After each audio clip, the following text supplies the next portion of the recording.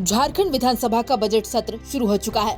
पहले दिन राज्यपाल के अभिभाषण में गांव, किसानों की कर्ज माफी, मनरेगा और गरीबों के लिए योजनाओं का बखान किया गया, लेकिन विपक्ष इससे संतुष्ट नहीं है।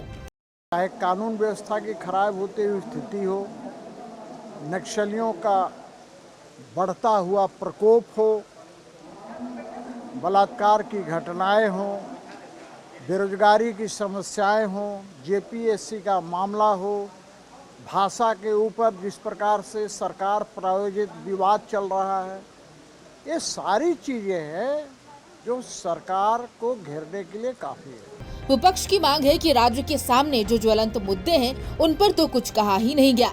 भाषा विवाद, नियोजन नीति, मॉब लिंचिंग जैसे विषयों पर सरकार क्या सोचती है, इसे अभिभाषण में शामिल किया जाना चाहिए था।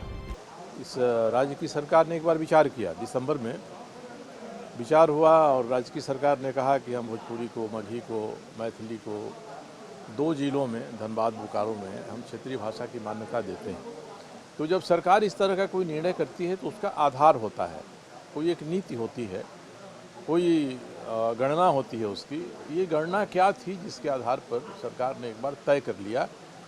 और जब जनता के बीच से विरोध की आवाज़ उठी तो विरोध के अलावे और भी कोई पहलू है जिसके कारण से राज्य सरकार ने इसको वापस लेना उचित समझा। इसके बारे में सरकार को एक स्पष्टीकरण सदन में दे देना चाहिए। वहीं सरकार का पक्ष रखते हुए मंत्री मिथिलेश ठाकुर ने कहा कि विपक्ष के पास कोई मुद्दा है ही नहीं। विपक्ष जो भी सवाल सरकार से पूछना चाहती है वो सदन में पूछ सकती है। विपक्ष तो जब सर्वदलीय बैठक होती है सदन को सुचारू रूप से चलाने के लिए, तब विपक्ष उसका बहिष्कार करती है। तो राज्यपाल महोदय के अभिभाषण पर भी तो चर्चा होगी और उस पर विपक्ष अपनी बातें रखे। 4 घंटे का समय दिया गया।